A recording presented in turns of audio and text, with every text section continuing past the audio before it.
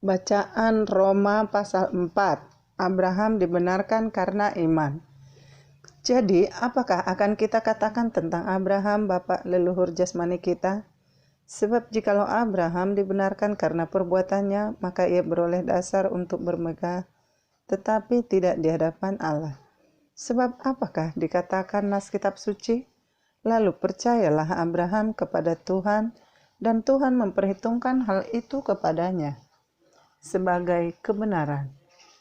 Kalau ada orang yang bekerja, upahnya tidak diperhitungkan sebagai hadiah, tetapi sebagai haknya.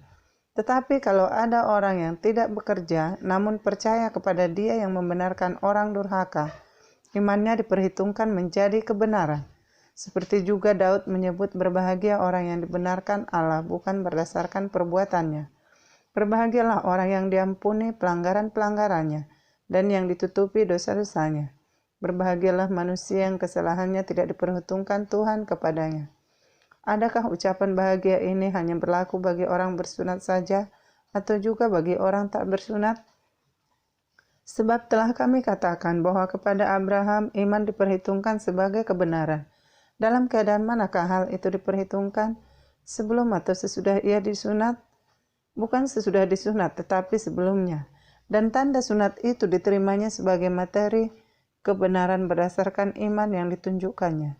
Sebelum ia bersunat, demikianlah ia dapat menjadi bapa semua orang percaya yang tak bersunat, supaya kebenaran diperhitungkan kepada mereka. Dan juga menjadi bapa orang-orang bersunat, yaitu mereka yang bukan hanya bersunat, tetapi juga mengikuti jejak iman Abraham, bapa leluhur kita pada masa ia belum disunat. Sebab bukan karena hukum Taurat telah diberikan janji kepada Abraham dan keturunannya, bahwa ia akan memiliki dunia, tetapi karena kebenaran berdasarkan iman.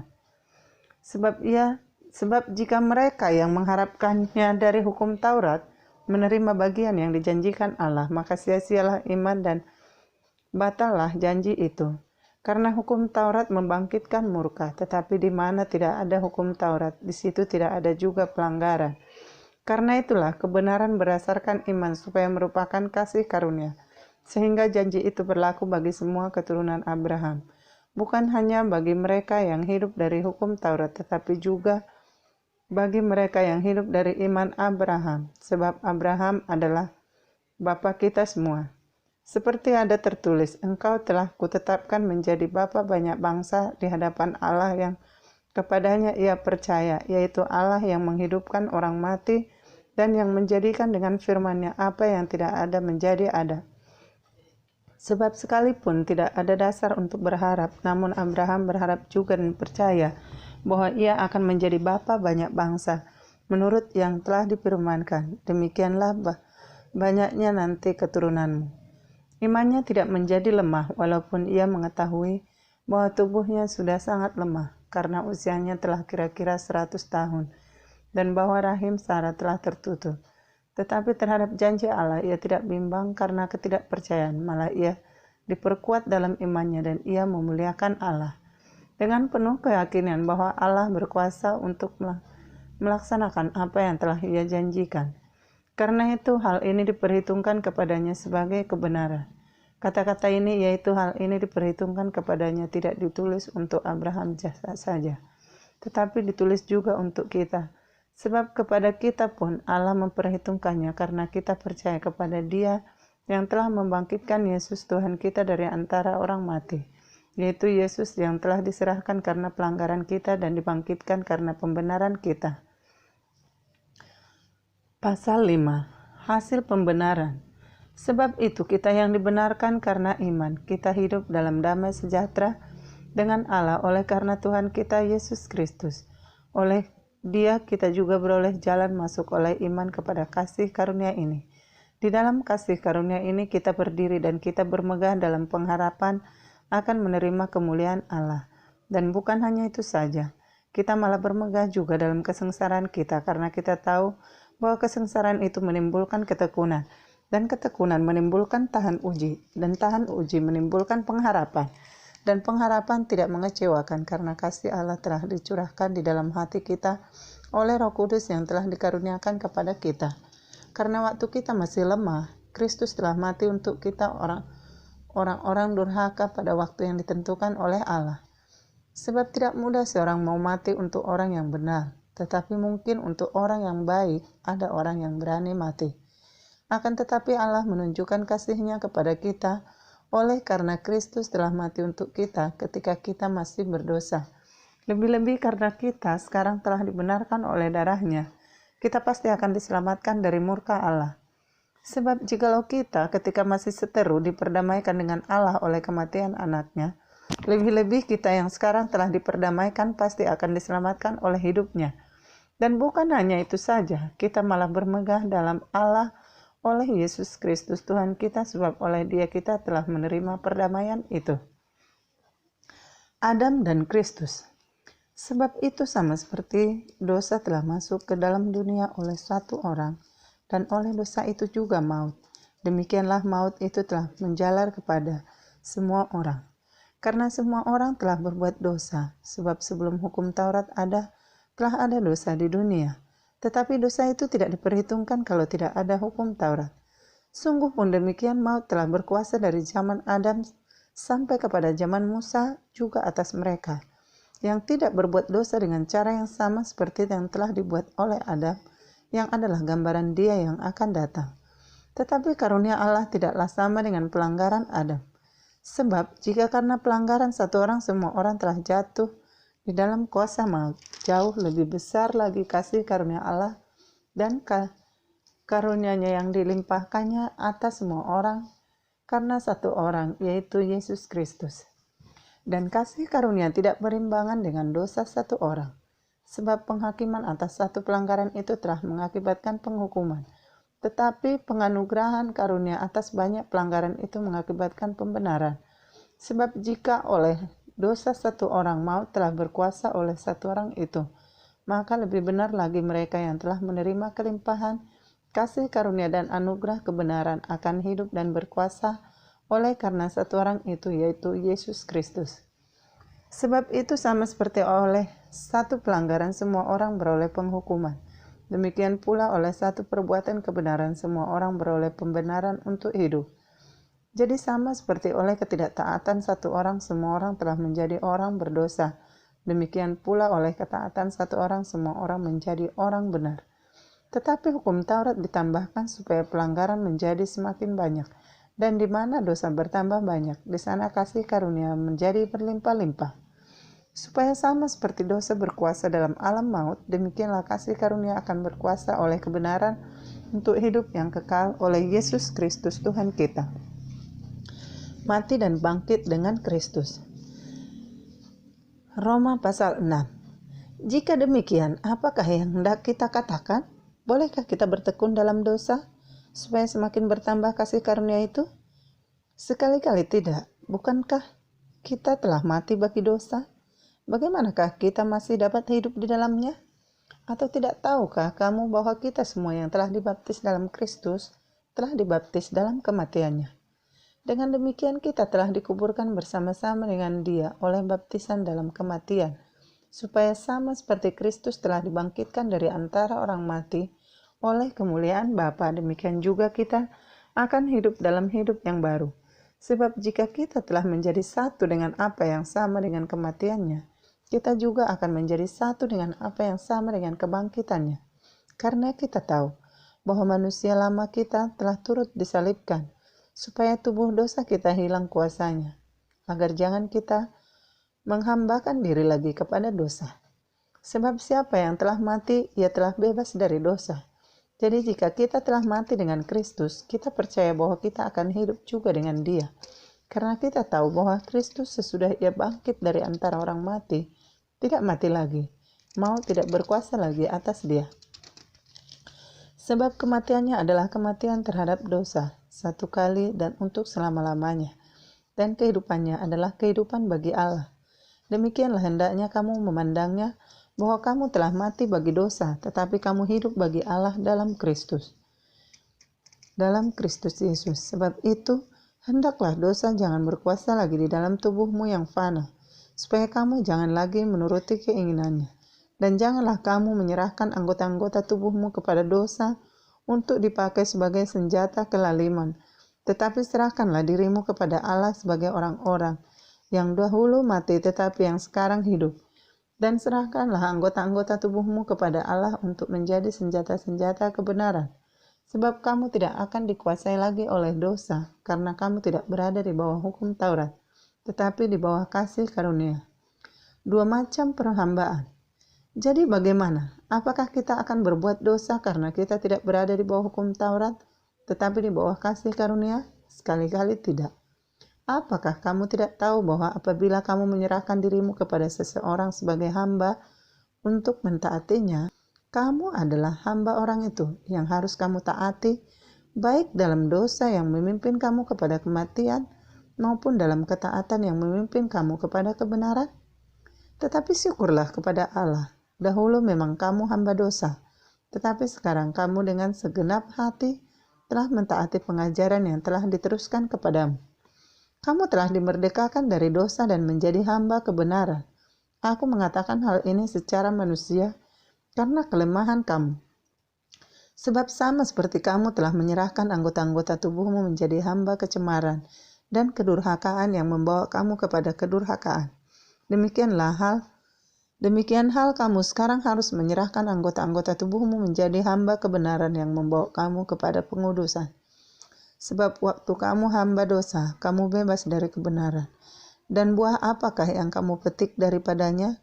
Semuanya itu menyebabkan kamu merasa malu sekarang. Karena kesudahan semuanya itu ialah kematian. Tetapi sekarang, setelah kamu dimerdekakan dari dosa dan setelah kamu menjadi hamba Allah, kamu beroleh buah yang membawa kamu kepada pengudusan, dan sebagai kesudahannya ialah hidup yang kekal. Sebab upah dosa ialah maut, tetapi karunia Allah ialah hidup yang kekal dalam Kristus Yesus Tuhan kita. Roma pasal 7, arti hukum Taurat. Apakah kamu tidak tahu, saudara-saudara, sebab aku berbicara kepada mereka yang mengetahui hukum, bahwa hukum berkuasa atas seseorang selama orang itu hidup? Sebab seorang istri terikat oleh hukum kepada suaminya selama suaminya itu hidup. Akan tetapi apabila suaminya itu mati, bebaslah ia dari hukum yang mengikatnya kepada suaminya itu. Jadi selama suaminya hidup, ia dianggap berzina, kalau ia menjadi istri laki-laki lain. Tetapi jika suaminya telah mati, ia bebas dari hukum, sehingga ia bukanlah berzina, karena ia menjadi istri laki-laki lain. Sebab itu, saudara-saudaraku, kamu juga telah mati bagi hukum Taurat oleh tubuh Kristus, supaya kamu menjadi milik orang lain, yaitu milik Dia yang telah dibangkitkan dari antara orang mati, agar kita berbuah bagi Allah. Sebab waktu kita masih hidup di dalam daging, hawa nafsu dosa yang dirangsang oleh hukum Taurat bekerja dalam anggota-anggota tubuh kita, agar kita berbuah bagi maut.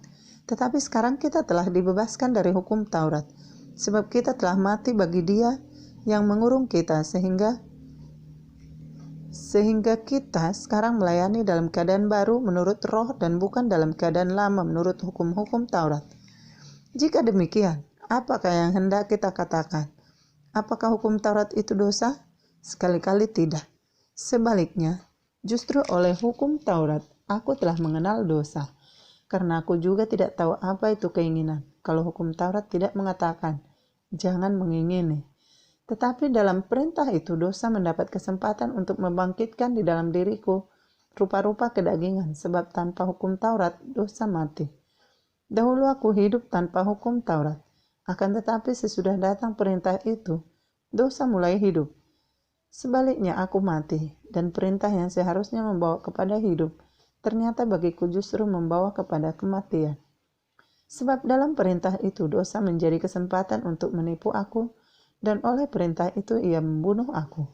Jadi hukum Taurat adalah kudus, dan perintah itu juga adalah kudus, benar dan baik. Perjuangan hukum Taurat dan dosa. Jika demikian, adakah yang baik itu menjadi kematian bagiku? Sekali-kali tidak, tetapi supaya nyata bahwa ia adalah dosa. Maka dosa mempergunakan yang baik untuk mendatangkan kematian bagiku, supaya oleh perintah itu dosa lebih nyata lagi keadaannya sebagai dosa. Sebab kita tahu bahwa hukum Taurat adalah rohani, tetapi aku bersifat daging terjual di bawah kuasa dosa. Sebab apa yang aku perbuat, aku tidak tahu, karena bukan apa yang aku kehendaki, yang aku perbuat, tetapi apa yang aku benci itulah yang aku perbuat. Jadi jika aku perbuat apa yang tidak aku kehendaki, aku menyetujui bahwa hukum Taurat itu baik. Kalau demikian bukan aku lagi yang memperbuatnya, tetapi dosa yang ada di dalam aku. Sebab aku tahu bahwa di dalam aku, yaitu di dalam aku sebagai manusia, tidak ada sesuatu yang baik. Sebab kehendak memang ada di dalam aku, tetapi bukan hal berbuat apa yang baik. Sebab bukan apa yang aku kehendaki yaitu yang baik yang aku perbuat, melainkan apa yang tidak aku kehendaki yaitu yang jahat yang aku perbuat. Jadi jika aku berbuat apa yang tidak aku kehendaki, maka bukan lagi aku yang memperbuatnya, tetapi dosa yang diam di dalam aku. Demikianlah aku dapati hukum ini, jika aku menghendaki berbuat apa yang baik, yang jahat itu ada padaku. Sebab di dalam batinku aku suka akan hukum Allah, tetapi di dalam anggota-anggota tubuhku, aku melihat hukum lain yang berjuang melawan hukum akal budiku dan membuat aku menjadi tawanan hukum dosa yang ada di dalam anggota-anggota tubuhku. Aku manusia celaka, siapakah yang akan melepaskan aku dari tubuh maut ini? Syukur kepada Allah oleh Yesus Kristus Tuhan kita. Jadi dengan akal budiku aku melayani hukum Allah, tetapi dengan tubuh insaniku aku melayani hukum dosa. Bacaan Roma pasal 8. Hidup oleh roh. Demikianlah sekarang tidak ada penghukuman bagi mereka yang ada di dalam Kristus Yesus. Roh yang memberi hidup telah memerdekakan kamu dalam Kristus dari hukum dosa dan hukum maut. Sebab apa yang tidak mungkin dilakukan hukum Taurat karena tak berdaya oleh daging telah dilakukan oleh Allah. Dengan jalan mengutus anaknya sendiri dalam daging yang serupa dengan daging yang dikuasai dosa karena dosa. Ia telah menjatuhkan hukuman atas dosa di dalam daging, supaya tuntutan hukum Taurat digenapi di dalam kita yang tidak hidup menurut daging, tetapi menurut roh. Sebab mereka yang hidup menurut daging memikirkan hal-hal yang dari daging. Mereka yang hidup menurut roh memikirkan hal-hal yang dari roh. Karena keinginan daging adalah maut, tetapi keinginan roh adalah hidup dan damai sejahtera. Sebab keinginan daging adalah perseteruan terhadap Allah, karena ia tidak takluk kepada hukum Allah. Hal ini memang tidak mungkin baginya. Mereka yang hidup dalam daging tidak mungkin berkenan kepada Allah. Tetapi kamu tidak hidup dalam daging, melainkan dalam roh. Jika memang roh Allah diam di dalam kamu, tetapi jika orang tidak memiliki roh Kristus, ia bukan milik Kristus. Tetapi jika Kristus ada di dalam kamu, maka tubuh memang mati karena dosa, tetapi roh adalah kehidupan oleh karena kebenaran. Dan jika roh Dia yang telah membangkitkan Yesus dari antara orang mati diam di dalam kamu, maka Ia yang telah membangkitkan Kristus Yesus dari antara orang mati akan menghidupkan juga tubuhmu yang fana itu oleh rohnya yang diam di dalam kamu. Jadi saudara-saudara, kita adalah orang berhutang, tetapi bukan kepada daging, supaya hidup menurut daging. Sebab jika kamu hidup menurut daging, kamu akan mati. Tetapi jika oleh roh kamu mematikan perbuatan-perbuatan tubuhmu, kamu akan hidup. Semua orang yang dipimpin roh Allah adalah anak Allah.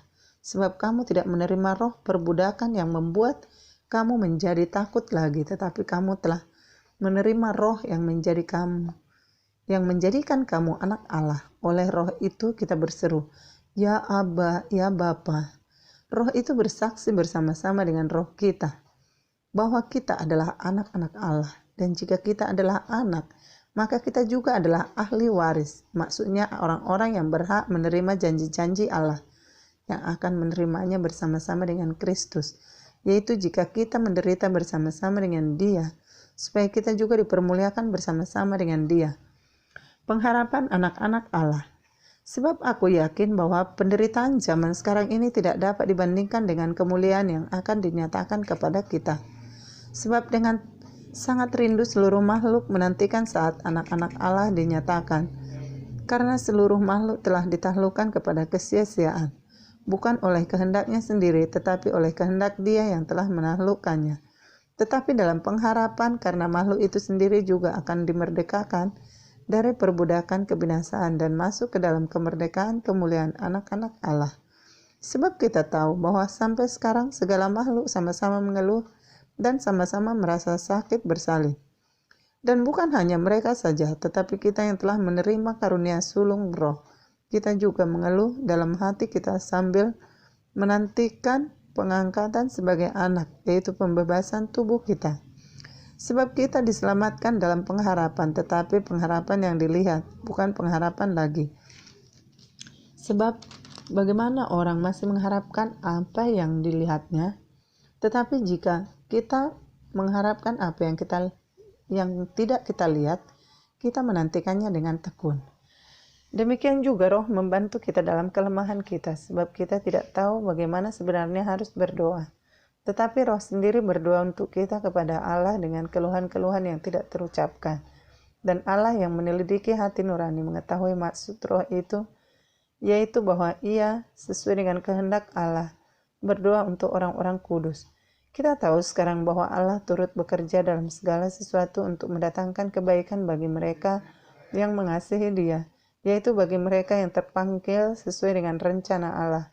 Sebab semua orang yang dipilihnya dari semula, mereka juga ditentukannya dari semula untuk menjadi serupa dengan gambaran anaknya, supaya ia anaknya itu menjadi yang sulung di antara banyak saudara. Dan mereka yang ditentukannya dari semula, mereka itu juga dipanggilnya, dan mereka yang dipanggilnya, mereka itu juga dibenarkannya, dan mereka yang dibenarkannya, mereka itu juga dimuliakannya. Keyakinan iman. Sebab itu, apakah yang akan kita katakan tentang semuanya itu? Jika Allah di pihak kita, siapakah yang akan melawan kita? Ia yang tidak menyayangkan anaknya sendiri, tetapi yang menyerahkannya bagi diri kita semua. Bagaimanakah mungkin ia tidak mengaruniakan segala sesuatu kepada kita bersama-sama dengan Dia? Siapakah yang akan menggugat orang-orang pilihan Allah? Allah yang membenarkan mereka. Siapakah yang akan menghukum mereka? Kristus Yesus yang telah mati, bahkan lebih lagi yang telah bangkit, yang juga duduk di sebelah kanan Allah, yang malah menjadi pembela bagi kita. Siapakah yang akan memisahkan kita dari kasih Kristus? Penindasan atau kesesakan atau penganiayaan atau kelaparan atau ketelanjangan atau bahaya atau pedang? Seperti ada tertulis, oleh karena engkau kami ada dalam bahaya maut sepanjang hari. Kami telah dianggap sebagai domba-domba sembelihan. Tetapi dalam semuanya itu kita lebih daripada orang-orang yang menang oleh Dia yang telah mengasihi kita. Sebab aku yakin bahwa baik maut maupun hidup, baik malaikat-malaikat maupun pemerintah-pemerintah, baik yang ada sekarang maupun yang akan datang, atau kuasa-kuasa, baik yang di atas maupun yang di bawah, ataupun sesuatu makhluk lain, tidak akan dapat memisahkan kita dari kasih Allah yang ada dalam Kristus Yesus Tuhan kita.